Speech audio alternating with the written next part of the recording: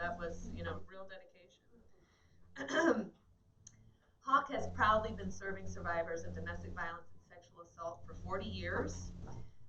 And I think we can proudly say our work has collectively saved thousands and thousands of lives. It has changed the way systems respond to survivors. We have put in place millions and millions of dollars collectively based on our advocacy to make sure there's support for survivors when they come forward. But friends, we are still facing violence at epidemic levels. Last year, we had a 38% increase in domestic violence homicides. 1 out of 5 homicides in Houston were related to domestic violence. 91 people were killed. And it's sobering and tragic, and it can make those who have been on the front lines of this movement really take a moment to think, well, what do we need to do? And what have we not been doing? And I think it's worth us all asking that question. What I want you to know is that the people who study these issues are really clear. The CDC, the World Health Organization, they are very clear that this violence is predictable and it's preventable. And so I want to tell you that we are working to make sure our interventions in this community and the lives of survivors and their children are designed to bring about an end. We have that little tagline, ending domestic and sexual violence. And I want to talk to you about how we're approaching it. And then I want to share some good news and introduce Jim. But I'm going to be very quick. So the first thing, and it's obvious when you really think about it, is that we need to prevent the violence before it happens in the first place. Our educators and outreach counselors are in the community working with young people and their influencers to make sure that people understand the risk factors and the protective factors for domestic and sexual violence, that they have healthy boundaries, that they understand what relationships look like, that bullying and teen dating violence are very connected. We're doing that work every day. So preventing the violence before it starts, that's the best thing you can do. And we're doing that consistently every day of the year. We're out there in our work. Well, maybe not every day. I think our educators do take some days off. I just want to be honest. Second, we need to empower survivors. We need to make sure that they have the services available to them so that they can get housing and legal services and counseling to rebuild their lives. We need to make sure that they are no longer economically dependent on their abuser. The case management work that we do with the survivors who come to us for services is designed at its best to help make sure that they can live self-determined, economically self-determined lives. But that is not a cheap endeavor. And if you are economically dependent on the person that's abusing you, because that's how you know your kids are going to get fed, your rent's going to get paid, then what are you going to do? So that is a really important piece of our work, empowering survivors to live emotionally stable, economically independent lives. And the last thing is to make sure that when survivors reach out, they can get safety on demand. We have people on our hotline. Our wait times are too long. We are really trying to figure out how to fix that. And we want to make sure that anybody who reaches out and needs a safe place to stay can get it on demand. Our community needs to stand up to make sure that happens. We're doing our best, but we cannot do it alone. So safety on demand. Those 3 things would go a long way, preventing violence in the lives of young people before it happens, empowering survivors who have ready to take that journey to live independently, and then providing safety on demand. So that's what we're up to every day. I look forward to continuing to work with y'all to help make sure that these 3 prongs get implemented here in Houston and Harris County. And what I wanted to share the good news is that Texas, in this last legislative session, committed an unprecedented $80 million to assault services. 4.5 additional, including 4.5 million additional dollars for domestic violence services in particular. I know we got a huge, well not huge, but a good chunk for our sexual assault work. That was a real blessing. We're going to be able to implement a whole different type of intervention in our sexual assault education programs thanks to the funding that was hard won by advocates and based on the effectiveness of the work that we do. And part of why we were able to get that funding is because good people like Jim Grace were there lobbying on our behalf. So I want to tell you a little bit about Jim. For over a decade, he has been volunteering his services, well over a decade, we think probably at least 12 years, volunteering his services on behalf of survivors, championing their cause up in Austin. He is the founder of Grace and McEwen Consulting. He advises and advocates for a wide variety of clients on federal, state, and local public policy matters. He has a deep knowledge of and experience with governments and political campaigns. We were just workshopping an idea a second ago. He enhances and protects his clients' business opportunities by monitoring political developments and formulating and implementing strategies to help clients achieve their government relations objectives. And we are so thankful that he is willing to do so on our behalf. And we're also very appreciative of this time today. He's going to share with you sort of a blow-by-blow of his experience in this last legislative session, and then be available for questions along with our Chief Program Officer, Sonia Paranes. Jim.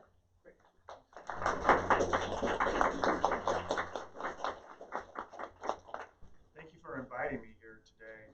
Appreciate it. I mean, I've been representing y'all for all these years, and no one's ever asked me to come and give a recap of the. I don't know, be offended or thrilled that I'm finally included, but I know we're on a bit of a time because let me take my watch off. That a little moment of personal privilege about this watch, kind of a special watch to me. It was my grandfather's, and he's no longer with us anymore. But it was special because just before he passed away, he gathered the family together and sold it to me.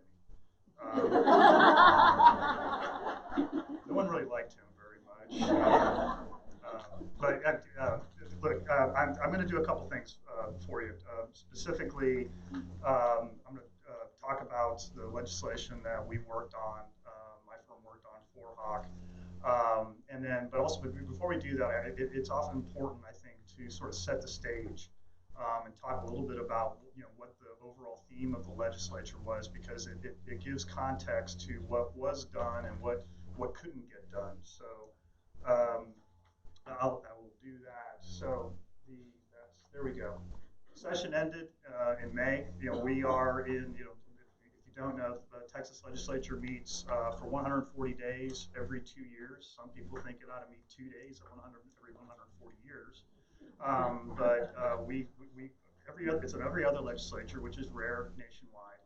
And I like to put this statistic up there about, there were like 7,300 bills introduced and only 1,400 of them passed. And the vast majority of the ones that passed are actually with local bills, like mud bills or management districts or things that affect just, just individual districts.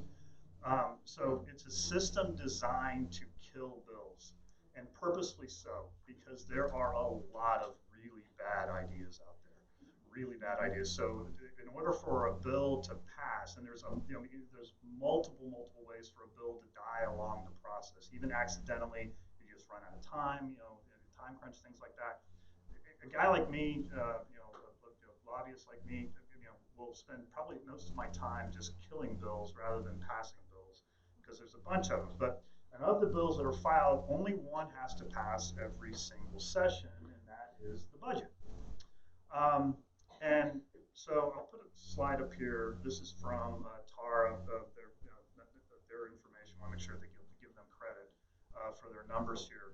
And this is an important fact. Before we talk about the budget, it's probably best to step back in the Wayback Machine and talk about what happened just about a year ago. Because a year ago, in November a year ago, we had a pretty big, huge election nationally, and it had consequences locally. It's very much consequences locally, and it's an example of how elections do have consequences. If you recall, the D's picked up 12 seats in the Texas House and 2 seats in the Senate. The result of this and what happened with this is I've been doing this now since 2002. I've been a lobbyist for 2002. This is the first legislative session that I have worked in which the Republicans feared November more than they feared March. And it had profound effect on the types of things that were considered, the types of things that passed, and just the overall tenor of the legislature. If you think back even farther, not the 19th session, but the 17th session, the types of things that were going through the legislature, um, primarily the thing that most people talked about was the bathroom bill, right? But it was a lot of different things. And I refer to them as the types of issues that cause members to cry on the floor. Many of instances like that.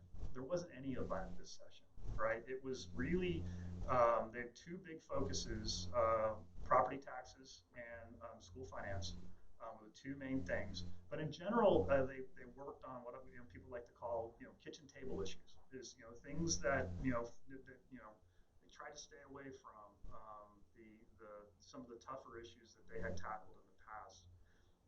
Why these two issues in particular? Because these are up until a few weeks ago, a few months ago, and I'll get to that in a second. Those are the two things that suburban voters were most concerned about. Issue number one and issue number 1A among suburban voters are school finance and property tax reform, property tax. The reason being, sort of the general, I'm speaking broadly here, folks don't move out of the big city to Montgomery and to Fort Bend and Collin and Hayes and Williamson County to have bad schools and pay higher property taxes. That's why they moved out there and are doing the commute in so that they can have those lower things in those good schools. And things were trending the wrong way. So Republicans were very, very, focused on those issues, and they did good work. They increased public education by 20%. Now that is $4 billion worth of real money, of actual new money that went into it, and $5 billion that's actually of property tax reform, plus another bill that put a cap on how much appraisals can go up. So for long term, you should see your property tax bill start to go down. But this was big money. They had never done this. Again, on all the years I've been working in the legislature, it was the first time that they had put new money into it. And it wasn't just $4 billion, because they also did significant changes to the formula funding. It was actually about $6.4 billion worth of new money into the schools, including for like HISD. HISD, it was something like a $350 million windfall because they no longer had to pay recapture payments and things like that. So it was great overall for schools and things. I want to point out though, notice this, Health and Human Services, slight downturn, right? Okay. You may think that's bad news for us. No, we actually had a good session.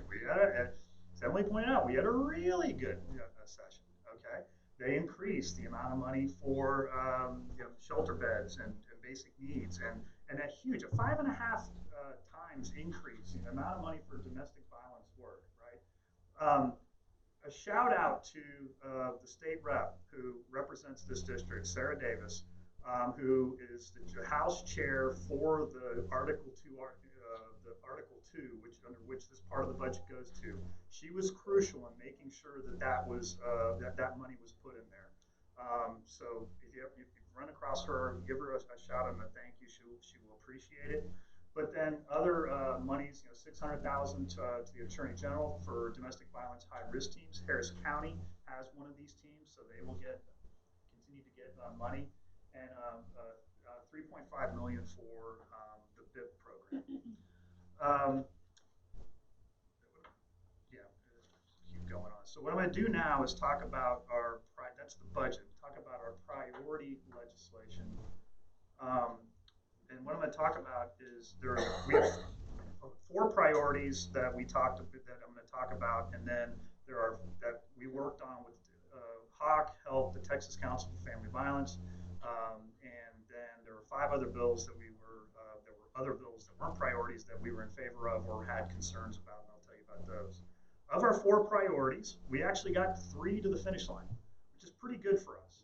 Unfortunately, one of them got vetoed once in an example of why bills suddenly die through the process. But let's start with this one. Senate Bill 234 by Senator Nelson and Representative Morrison. This allows the victims of violence to have a better way, a more sure way of breaking their leases. I mean, as you know, oftentimes they want to get out of bad situations, but they feel like they can't because they can't police. You would see a lot of nodding of the heads, and so this gives more tools to victims to be able to get out and get to a better situation. Two bills with regard to training for law enforcement. Senate Bill 586 by Senator Watson and Representative Nieve in Austin and Dallas. This increases law enforcement training hours this was a big change.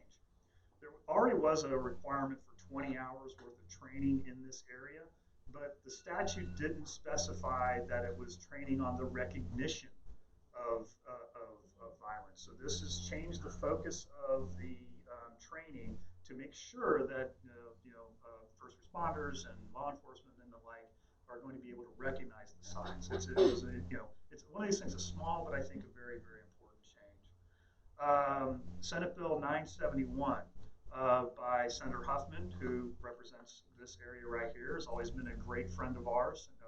Senator Huffman has been. And Representative Herrero down in Robstown, the Corpus Christi area. Increased training hours to help officers recognize strangulation, which again, it's one of these things you kind of think, why? You would think this would be obvious, but it needs to be in the law, so it's changes that are important changes to be made.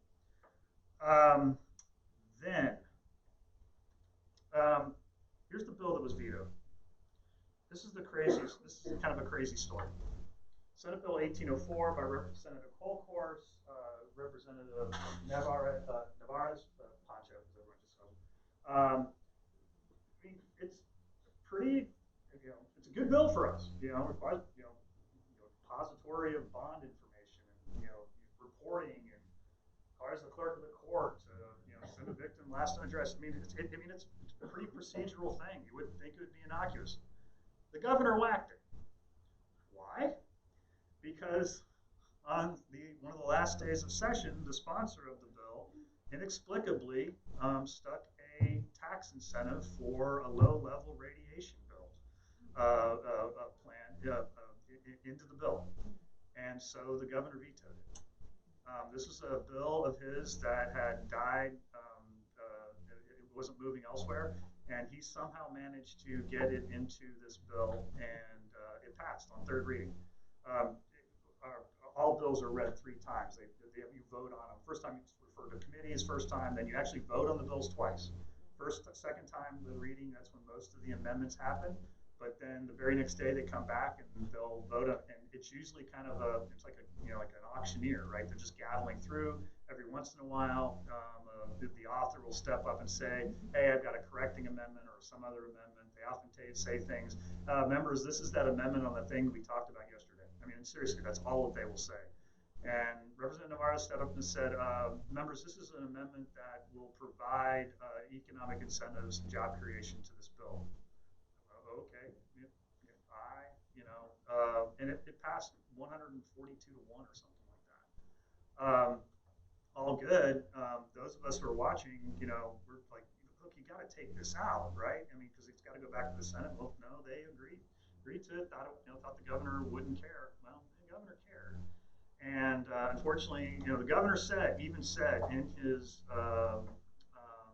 veto statement, he said, "Look, this is a good bill that got boogered up." He didn't use the word boogered. That would have been awesome. It got boogered up when the author put this amendment in there. So unfortunately, he had to. We will run this again. I think we'll be able to get it passed again, but it's unfortunate we have to wait 2 years. The one bill that we could not budge was about relinquishing a firearm. Now, there are lots of rules about, when perpetrators of domestic violence are required to give up their weapons, right? What there isn't is a good way of determining a protocol and a way of determining how it should be done. All we wanted to do was to provide a procedure for that. We got a hearing, but we couldn't get it out of the House. We didn't have a Senate sponsor for this. Joe Moody, who is the Senate Pro Tem, #2 member of the House. I mean, you can't ask for a better member. He's a former DA, great guy, and great author, very close to the speaker. But we just couldn't move it because of the predictable people who are against any sort of gun regulation whatsoever. So we will try to run this bill again. So I want to, these next comments, I will say these are 100% the editorial comments of Jim Grace. They do not reflect any sort of like prediction or anything like that. But I kind of have a feeling that we're going to have a special session in the spring after the primary to address gun violence. I mentioned earlier that my sense was that in suburban voters, that the only things that they were talking about going into going into the session, and it was property taxes and school finance. I think, and I'm going to use pejoratively as I've been saying anything, I think the only thing the soccer moms are talking about right now are guns, right? Because I know, I listened to conversation, my wife has with her friends, and my sisters have with their friends, and what they're talking about when they ask them. I think, this is again my opinion, I think there's a growing realization amongst Republican leadership that they do not do something about gun violence between now and the next election, that they're going to get their butts whipped next fall. So they're going to have to do something. Again, this is just my opinion. If that were to be the case, I think now this bill, of course, would not be something that is within any of the anywhere remotely the type of context of the type of things that were happening both in El Paso and Odessa. I think it would be the type of thing that we could possibly introduce. There would be a whole raft of bills affecting gun violence. Regardless, this is the type of thing that I think is going to get a better hearing now. I mean, think about the change in what we're hearing from Lieutenant Governor, right? Here's a guy who's won every single award you can possibly get from the Texas Rifle Association, the NRA, things like that, champions for guns and things like that, for the Second Amendment, I should say, that sort of thing. But think about how he's changed, about how, look, we need to have background checks for stranger, non-friend or family transfers of guns, right? I was at a talk with him yesterday. That was one of the things he brought up right away, was we have to fix this. When a guy like that, who has his pulse on the Republican primary better than just about any other Republican politician in the state, is now saying things like that, I think it's another example of how a guy like that says, look, I can say this and get away with it in March, but I have to do this because I'm now worried about November.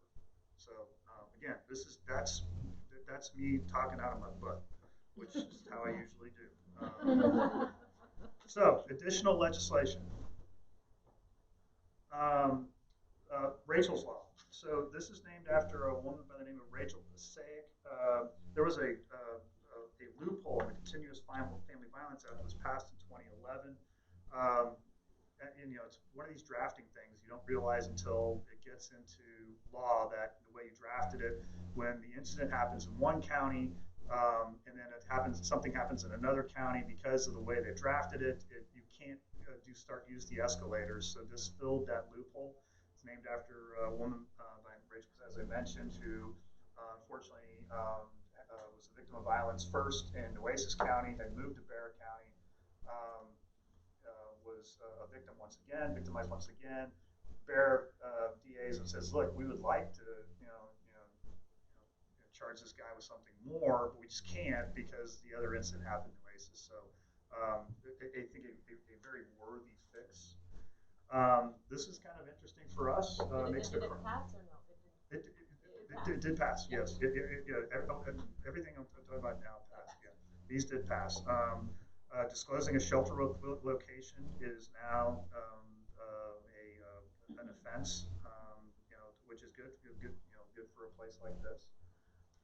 Not much to that one. Again, an increase in reporting requirements for Class C misdemeanors related to family violence. Put in the computerized, it's a better way of letting law enforcement know who these perpetrators are and keeping control of them. And then a bill related to evidence in family violence cases. It broadens the amount of stuff that you can put into the evidence to show that that the perpetrator has, this is a repeat type thing, and it's additional tools for prosecutors in trying to punish those who do these types of things. And then finally, this was a difficult one for us, Monica's Law. You might have, this got some press, and this is one of those rare instances where those of us who advocate for victims kind of found ourselves standing alone. And no matter how much we tried to explain, it just fell on deaf ears. It's a horrible, look, it's one, if you've been to law school, bad cases make for bad law. And this is one of those instances. Woman's name was the name of Monica Deming. She lives in Odessa. She's a 32-year-old single mom. She got in a relationship with a guy who had 2 outstanding protective orders against him, different parts of the state. She cut off the relationship with him, broke in the house, shot her. Horrible situation. So this was being pushed by, she's from Odessa, by Representative Landgraf, who was from Odessa, and then picked up by our good friend Senator Huffman, who you may know before she was a senator, she was a criminal district court, so knows a lot about these types of issues. And I think she was a DA in the DA's office before, so it comes from a criminal justice background. This is one of those things where the prosecutors thought they'd come up with a fantastically great idea about, this is how we can try to do something about this. If this woman or the cops had known about these prior protective orders, we could have told her, or she could have researched it, or something like that. Yeah, all true, but these types of things and this type of, when as we all know, oftentimes the victim is still in a relationship with the perpetrator, and it may well be the father of her children, right? And they don't want to have this added scrutiny. They don't, this type of thing will make it, will have consequences on employment and things like that. And so maybe they don't want to do that, and it'll make them less likely to call out or seek help or do something like that. No matter how much we talk, this thing was a steamroller because everyone, it's a horrible case, very sympathetic facts, and we couldn't do anything about it. There is and I forgot to look this up. I believe it's an opt-in type thing, but I'm not entirely certain. I don't want to quote because it might be opt-out either. My associate and I were arguing with each other on the way over here, and we didn't have time to because it's been a few months since this passed. But so maybe it's maybe not as bad as we feared it was, but it's not great. It's a well-intended bill that I think may have unintended consequences. I'm confused. I don't understand. So there's not a centralized system. Like if you're a single woman and you're dating, newly dating, me, I'm talking about myself. So there is not like they're in like clusters. I'd have to know where this person had lived before to track somebody down to see they had protective orders against them. Well, now there's going to be a centralized. Prior to that, that would be the case. Yeah. But now I guess I don't understand why you're saying this is bad. So now if there's a centralized one and it affects somebody's opportunity to have a job, I actually don't care if a man has a problem getting a job because he has a protective order over him.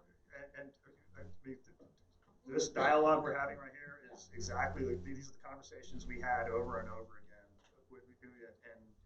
And the weight of the policymakers sided with you in saying, yeah, it's exactly right. That's why we want there to be these adverse consequences. And what we would tell them is, those of us who advocate and on the ground have seen on a day-to-day basis, oftentimes things like this where there's going to be additional notoriety for the perpetrator causes them not to call out and not to take additional steps because they don't want to put this man who they have a relationship with who might still be the provider for their children. See, so I absolutely I get what you say, and you look at this, it's like, yeah, if this poor lady had known, maybe she would have, or taken steps to protect herself. Right?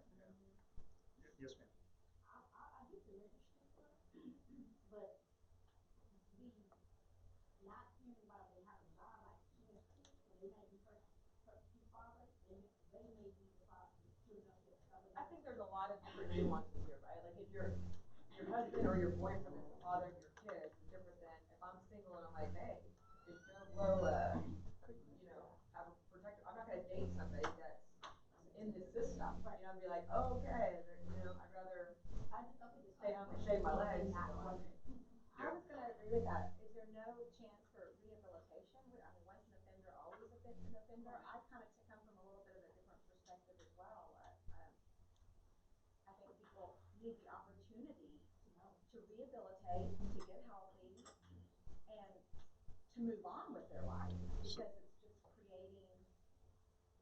It's very difficult to get on your feet. Yeah, so when you've taken a stumble. I generally don't remember things I looked at yesterday because I sleep, Yeah. but this was many, many.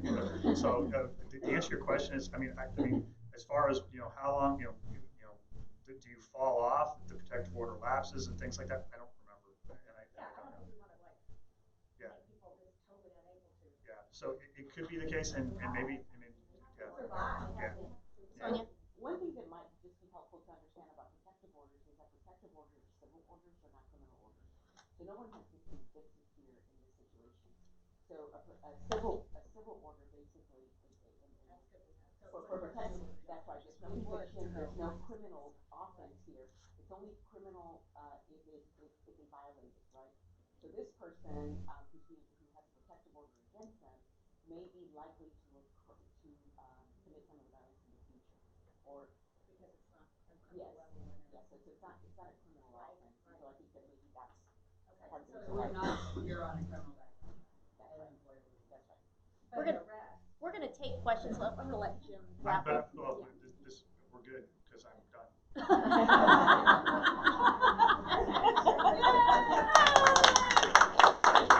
I stuck the landing. Yeah. So yeah, question. This is an appropriate time. Okay. I'm going to have you, Jim. I'm going to bring Sonia Corrales. This is our Chief Program Officer to share some perspective from our lens as well. So if you can sit, I'm going to pull this off. And if you have questions, we can also pull the microphone to you. Anybody? No. Anybody? Any questions? I still have another one about Monica's law, which is if this has not been publicized, how do people know to look for it? How has this law been publicized in any way so people know they can go to the internet and check this out? So it just became effective September 1, so it's still being implemented. So I don't know the status of the implementation for it, but I'm sure you'll hear more about it as we move forward.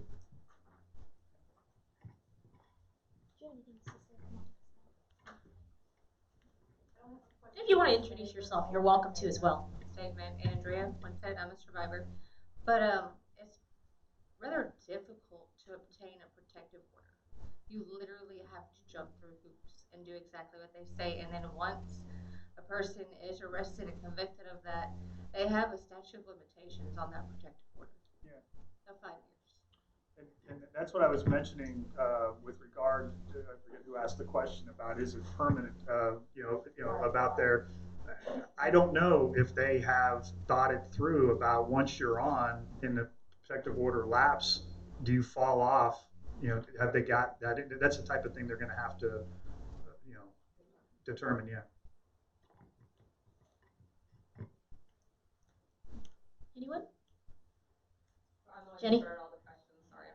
I'm Jenny Moore. I did have a question. I wanted clarification. When you started your speech, you said that I guess the elected officials were they're worried about March compared to November. You kind of, well, or whatever you said. I just wanted a little bit of clarification around that. So yeah, I mean, I probably using a euphemism in the sense that they, for the first time, my sense was they were more worried about the general election than they were about the primaries. All of the action, heretofore, basically all the districts, there were very few districts that were, toss-ups. And so the decisions they were making were based upon whether or not this would get them beat in a primary, rather than whether it would get them beat in a general election. when you have, counties like Denton and Collin, Fort Bend, which, up until last cycle were, ruby red, and now they are either blue or trending purple. Now they're suddenly, paying attention. When you have members of like Jeff Leach, who's in Plano, uh, who, so he was a founding member of the Freedom Caucus, disavow membership of quit the Freedom Caucus. It's an indication that, they are reevaluating what it's going to take to get reelected.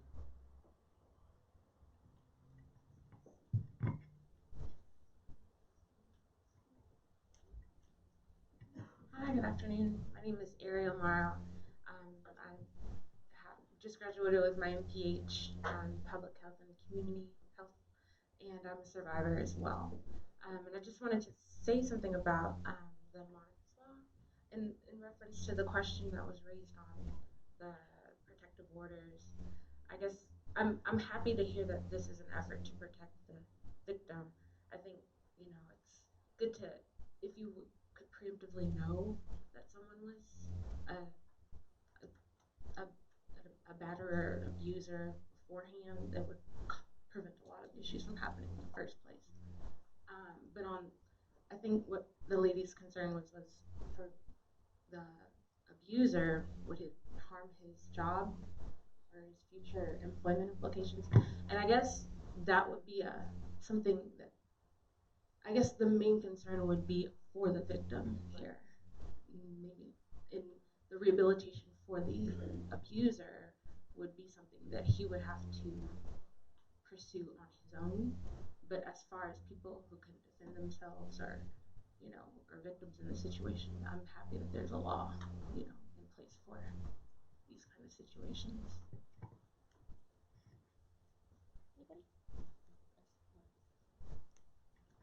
Thank you very much for sharing that. I just really wanted to extend our thanks to Jim and for all your advocacy, for survivors of domestic violence, sexual assault, human trafficking. But one of the things that I do want to reiterate, just in terms of our role as the Houston Area Women's Center, we, along with Jim, work very closely with the Texas Association Against Sexual Assault and the Texas Council on Family Violence, as Emily talked about. And many of the survivor stories that we have here are shared, with those entities, and that's the information that gets taken to at the legislative level, and that's why these changes occur.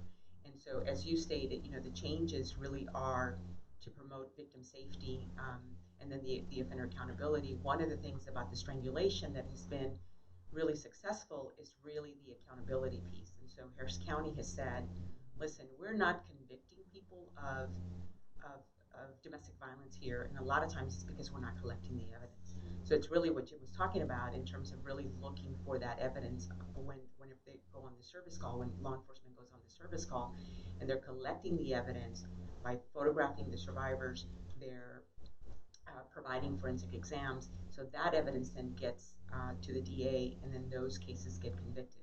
So that increases the offender accountability, and so we're hoping that in the future, more than half of these cases are going to get prosecuted, which is right now more than half don't get prosecuted.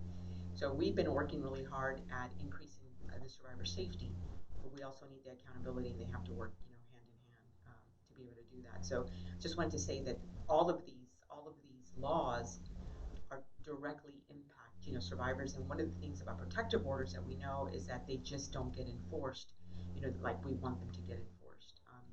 And so, we try to do whatever we can to help increase that safety for survivors.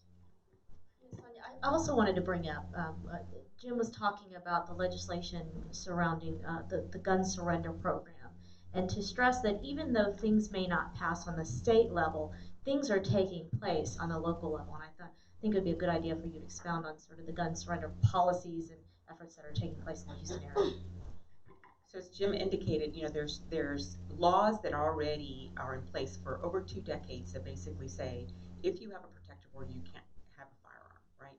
Texas leads the country in intimate partner deaths, by by weapon. I think it's been since 2017, it increased to 68% of the people who died in intimate partner relationships. So we definitely lead the country. So as Jim was indicating, but there's no protocols that are in place in many of the jurisdictions in the state of Texas that actually have some kind of procedure to take these firearms. And Harris County started with the sheriff's department, and Ed Gonzalez said, "Let's get it done." And so he got it done. There was an application for funding for Boca, and it didn't get approved. Yet he said, "We're getting it done." And I believe since in the last maybe 6 months, they've already collected like 27 guns, and it's a partnership with the 280.